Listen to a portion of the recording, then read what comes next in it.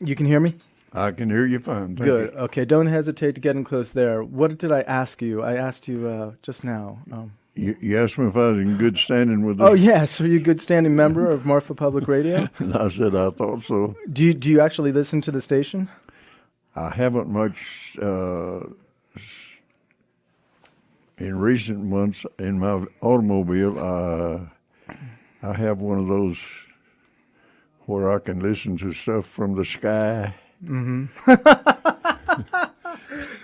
Yeah. And I mostly listen to Willits Roadhouse. I like Willie Nelson and all that kind of music. All right. I don't want you to tell me too much until we get rolling, because I'm definitely going to ask you about that. And I'm guessing that you like, if you like Western music, my guessing is you like Western movies, cowboy movies. Yes, that's true. Okay. Did you ever ride a horse? I grew up on a farm, and we had workhorses, and I did ride some, but I've sure never claimed to be a cowboy. All right, Travis, stick around for 4 minutes into it. Okay, let's just let it rip. Okay.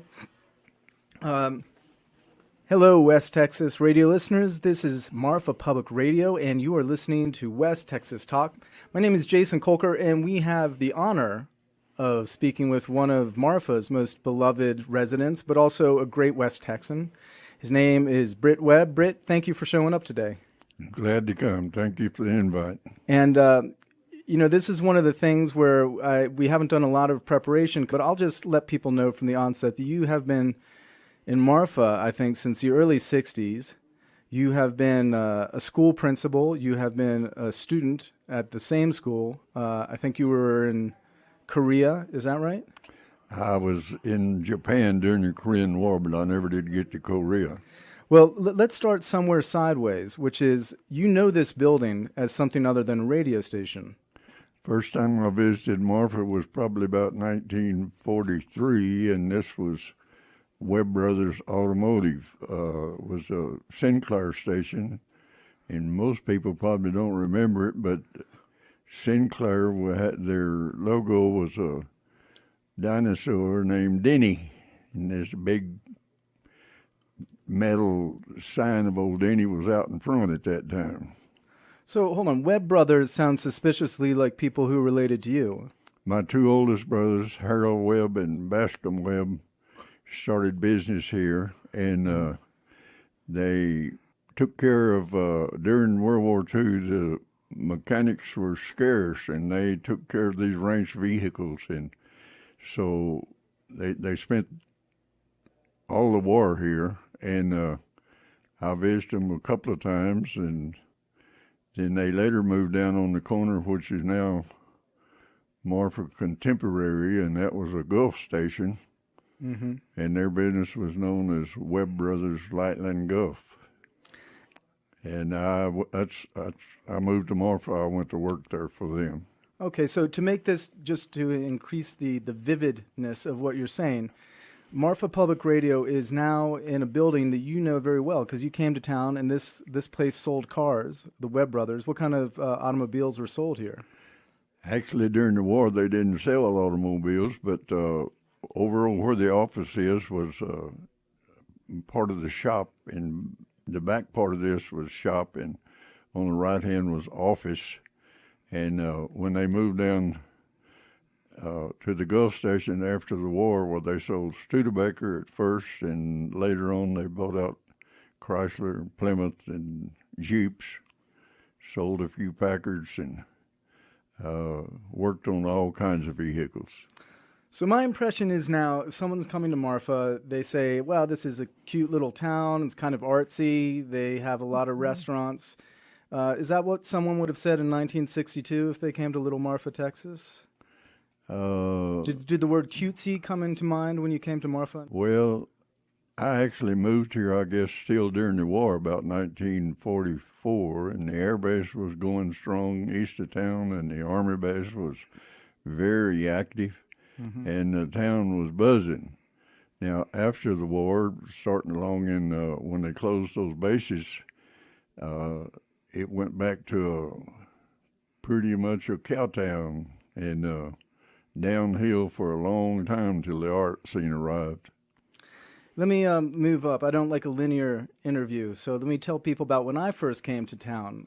I first came to town in about 2010, and one of the first things I did was blow out my right rear tire. And so I was rolling around on three good tires and one bad one. Someone told me that Brit Webb would fix my tire, and I thought you were some guy in a house and I'd knock on the door. But instead you had your own tire changing station. And now I'm guessing at that time you were about 83 years old or something like that. And I brought my car in to, and I'm just being honest with you because this is the story. I said, excuse me, who's the guy here who changes my tire? I didn't expect, frankly, it would be you. And you took the thing right off, and I think $10 later you'd fixed my tire. Tell us about that station or about that job and how you got into it and how you left it. Well, while I was working for Webb Brothers, I also went to Sul Ross and got a degree and taught for, well, I was a principal 10 years and a superintendent 15, and when I got in 30 years, I retired and came back here and went into business with my brother Bill. He had a conical station and a shop next to it, and I took the conical station, and he did the mechanicking, and I sold tires and batteries and fixed flats and had a good time doing a lot of things, but I worked a lot harder than I did when I was in the school business, just a totally different kind of work. So the story I heard on the streets of Marfa in West Texas is that you are a guy who is a principal of Marfa Public School, and then you hit 64 or 65, and you say, good, I'm glad I can retire so I can do what I want to do, and you open a station changing tires. Is that even close to the truth? Well, that's pretty much it. I was at a spot before my wife and I adopted 4 children, and the 2 youngest were still in school when I got in 30 years. And I had been a teacher and principal in Marfa, and I liked the school system, and I thought, well, I'll just get in the tire business for a couple of years till my youngest graduated, and then I'd find me an elementary principal job and put in some more years at that. But once I got into business and had inventory and customers, and I never did try to go back to the school business. So, but I miss the kids. Were you an educator or an administrator? Well, what did you teach? The first year I taught a self-contained 5th grade, off out by myself, and nobody bothered me, and I learned a whole lot in a year. And in the second year, I went to junior high school, and I taught history and math and reading, and, well, I'd say, and I was the principal and coached girls PE, volleyball and basketball, and I was introduced one of my ex-students who's a retired teacher the other day, and I told her, I said, this is a little girl I taught in junior high, and she said, you never taught me anything, but you look good standing in front of the class. So I thought, well, I got one real honest student out of the bill anyway. Well, you look good in front of a microphone, too. So you have one interviewer who kind of lies. And what year are we talking about that you were at the school? I started, I guess, in 59 or 60, and I was in Marfa 5 years, and I was substituting last spring, and one of the students said, did you graduate here? And I said, I did. And he said, when? And I said, 1949. And said, 1949? And you were principal here? And I said, yes, I was. And I was junior high principal and then high school principal. And when was that? And I said, 51 years ago. And he said, 51 years? My parents wasn't even born. I said, no, I taught your grandparents.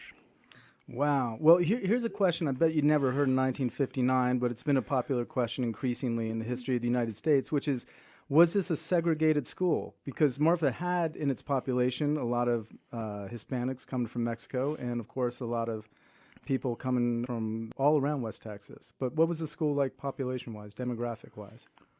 Probably twice as big as it is now. And, yes, we had the Blackwell School was I guess, totally Mexican American. In Marfa Elementary, we did have some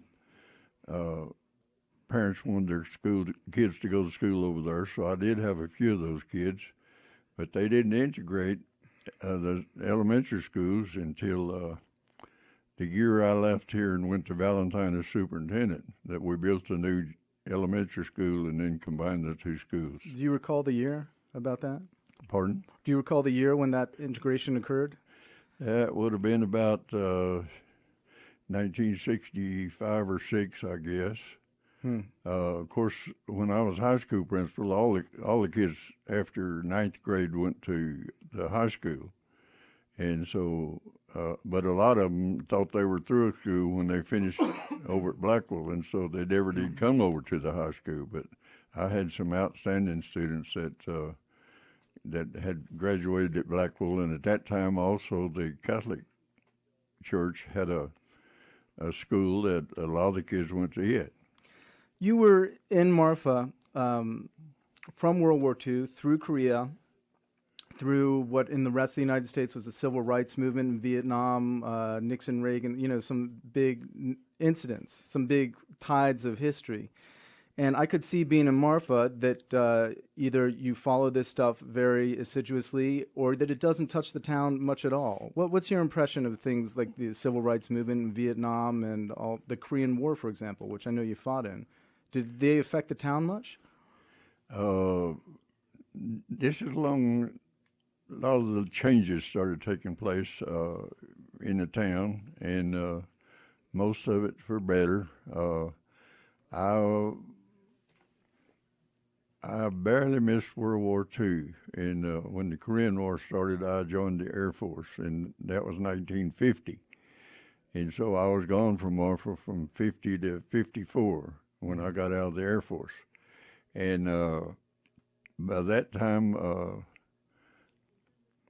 there was changes taking place, but it was kind of slow at first. And but after Donald Judd came and bought Fort D.A. Russell and started a lot of different art things, why the town has never been the same. A lot of these businesses that had closed up, other things have opened up, and people have redone a bunch of these, just like this old station we're in right now. It was pretty well abandoned.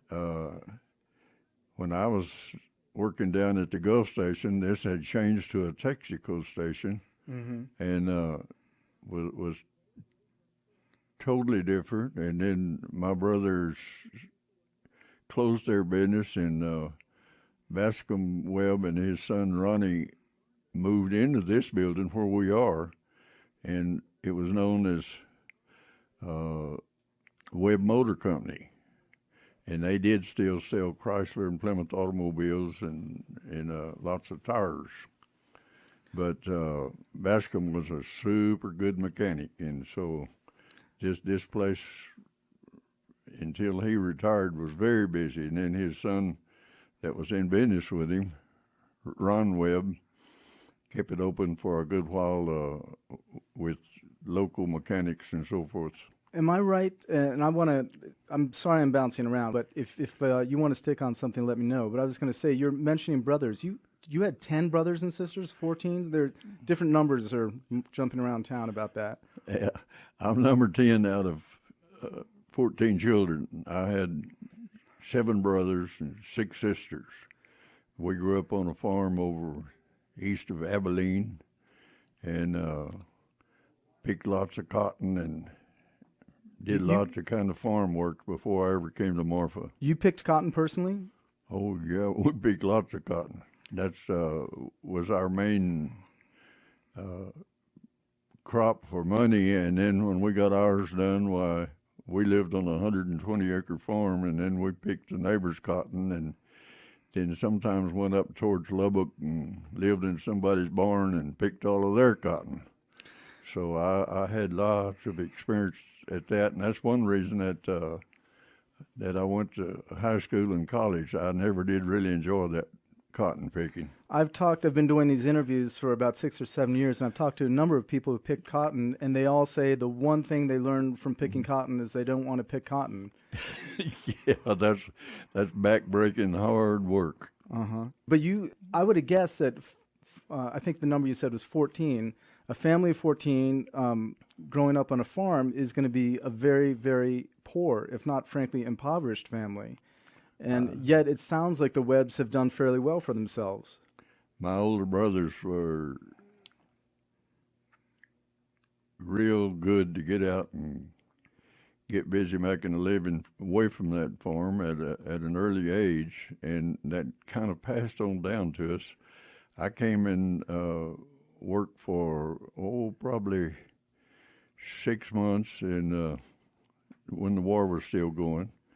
And then I went back to the farm for about a year, and then I came back and stayed and eventually ran the station. And when I went to the Air Force, I used some of that knowledge of moving around that I had done, and I came back and I married while I was in the Air Force. I was stationed in Cheyenne, Wyoming, going to communication school, and went down to Greeley, Colorado, and met a pretty little girl from Iowa and on a blind date. And I told her nothing serious, I'm just passing by. And I use that line too. Well, 6 months later, we was married. And you use it better than I do.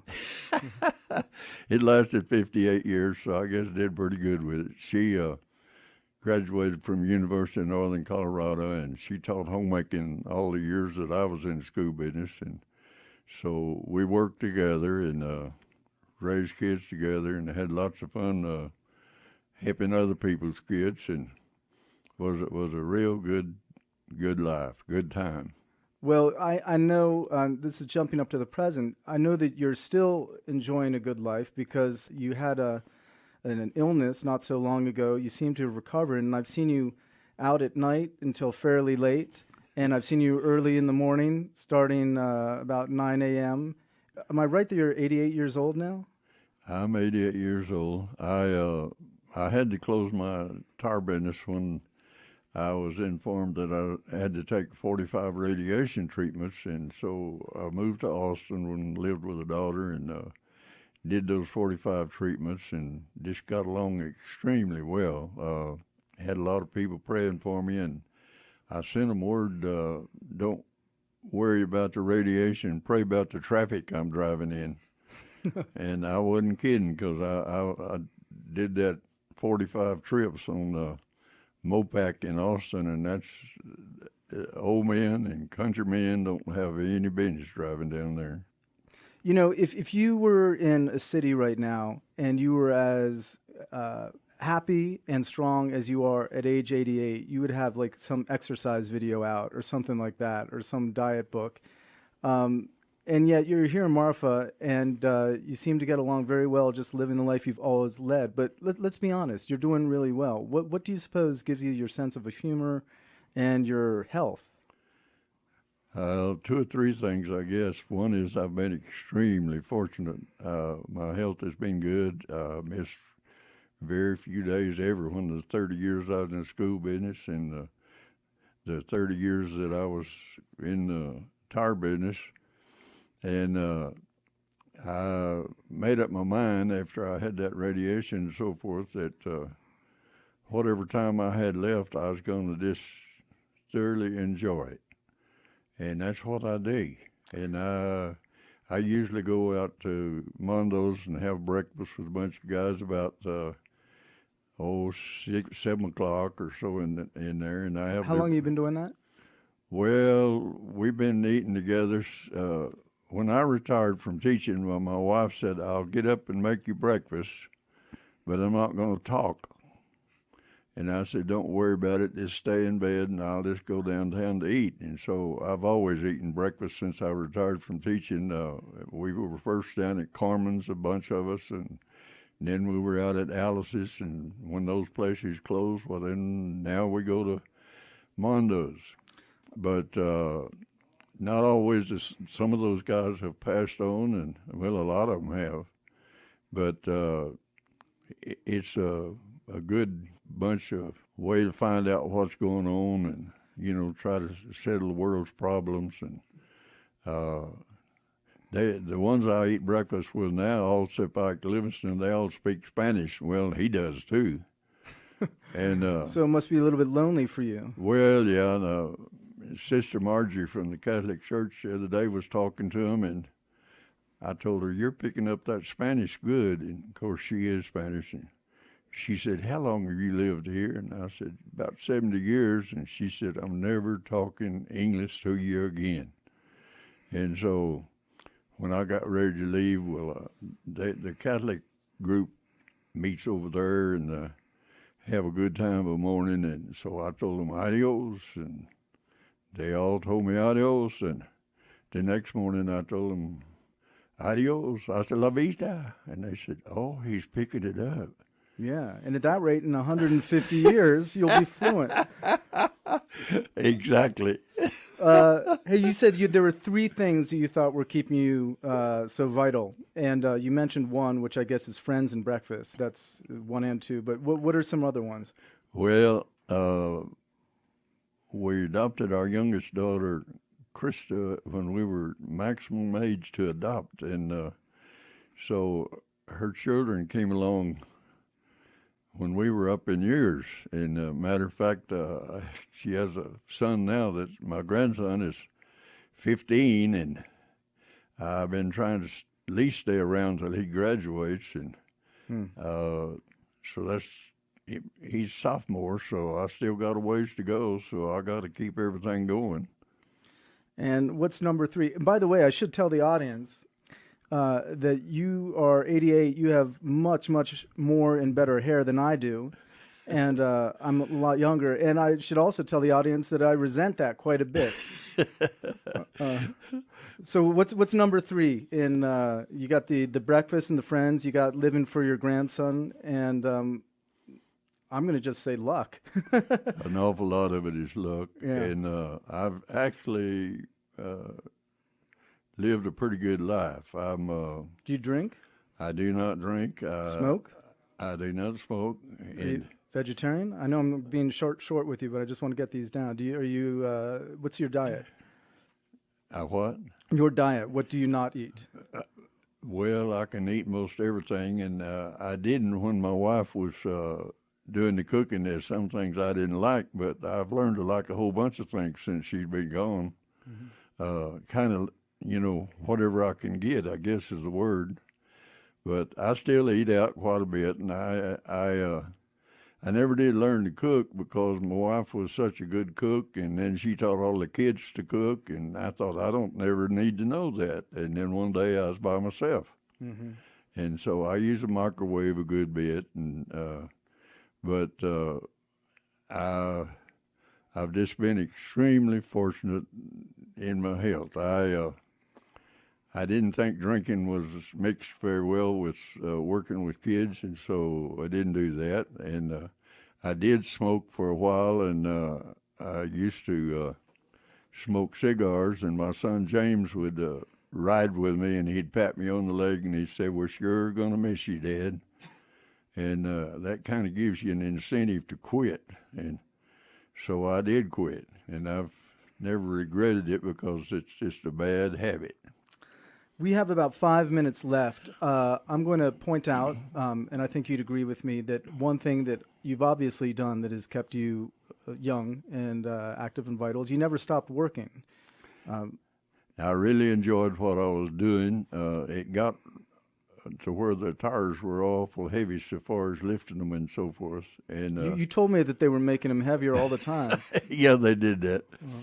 And then I was over in Valentine at the Valentine party in Valentine last year, and one of my ex-students, Viola Calderon, the mayor's wife, was one of my students, and well, they both were. And she was a good student, and the band was playing pretty music, and she said, "You think we could dance that?" And I said, "Let's try it." And she said, "What if we fall?" And I said, "Somebody will pick us up." And So we did dance it, and I found out if I used my cane to keep balance, I could just do fine. And she was real nervous, but we made it through the dance. And then she sat down, and a big, tall girl with a cowboy hat come dancing out there and joined me. And I found out that I can dance every dance they have. The fast ones, the better.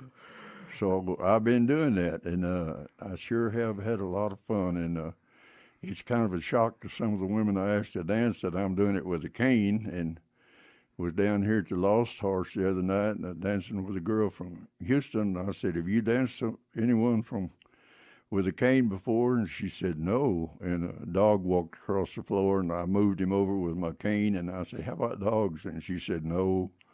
I said, "Well, that's kind of different out here in West Texas, but we have a good time." That is absolutely right.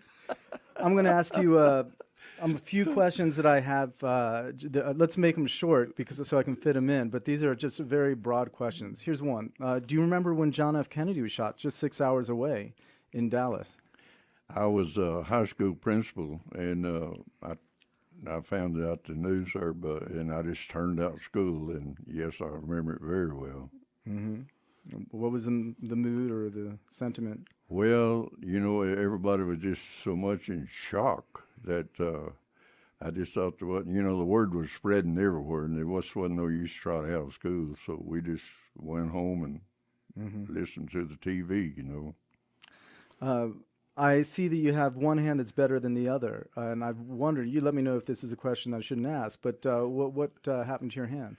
Oh, I was up in Van Horn, and I was mowing my yard, and the gas tank was leaking when it was running, and so I leaned way down to look under to see why it was leaking, and I just almost swear I didn't put my hand in that blade, but the evidence says I did, and chopped off 3 fingers. Well, actually, it's a dull lawnmower, so it just beat them off. But anyway, fortunately, it was my left hand, and I told the doctor when he was working on it, I said, that tall finger, that's what I use for the high numbers on the typewriter. And he said, not anymore.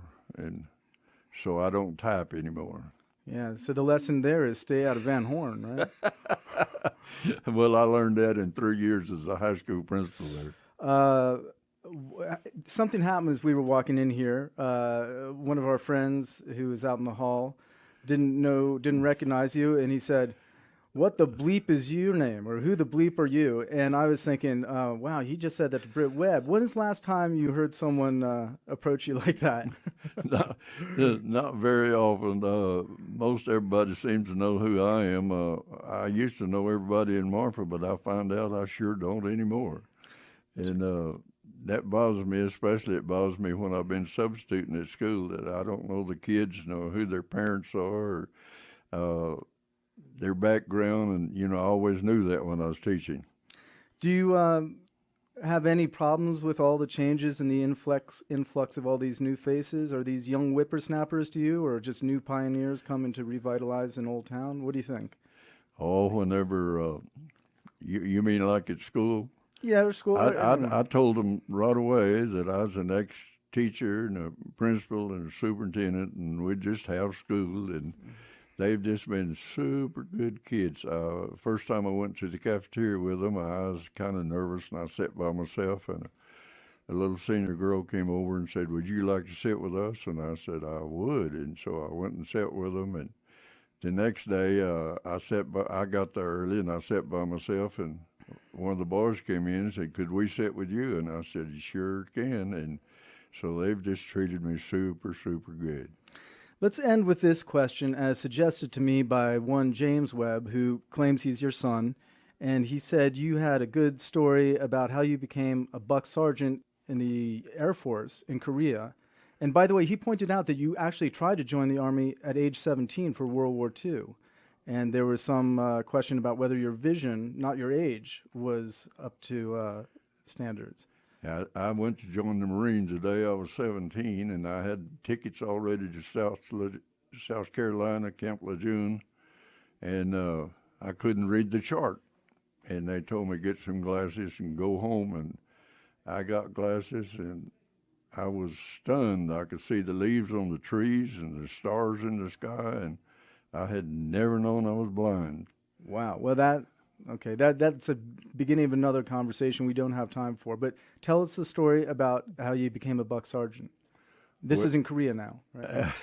Yeah, I got there before I got to Korea, but I told you I fell in love with that young lady in Colorado, and I went out there on a 3-day pass to pick her up to take her to California to marry her, and I had to stop and sleep about 6 hours, and I got to the base 6 hours late, and so I got court-martialed. An Article 15 days at hard labor. And the hard labor was watering the flowers and emptying the first sergeant's basket trash. And after a few days, he said, "You're not usually a goof up, are you?" And I said, "Nope, I just miscalculated." He said, "Well, set the sprinklers and go watch the TV." So I did that for 14 days, and then he said, "Do you have enough time for another stripe?" And I said, "Not yet." And he said, "As soon as you get enough time, tell me." So I told him, and I got another stripe. And later on, he said, "Do you have enough time for another stripe?" And I said, "I'll tell you," and I did. And so when I got to Japan, I was a buck sergeant, and all the guys I went to school with still were PFCs. And they said, "How did that happen? How did you make stripes like that?" And I said, "Well, I goofed up. I got court-martialed." And so I got to know the first sergeant real well, and everything just worked out good. That is the ultimate "don't try this at home" story for any of you in the military. But I'm glad that worked for you. I told you I was lucky. I've been lucky all my life, I guess. Now you have. Britt, thank you very much. Let's wrap this up. I'll tell you, don't be surprised if you see me at Mondo's at 7 a.m. one day, speaking Spanish, by the way. But I'm just glad that you can make it for this interview, and I hope to talk to you as much as I can in the months and years to come. Well, thank you. I enjoyed it. Hey, folks, this has been West Texas Talk. My name is Jason Kolker. We've been talking to Brit Webb at Marfa Public Radio, and we've also had Travis Desmond Lux as our producer. He's done a great job. Thank you all for listening.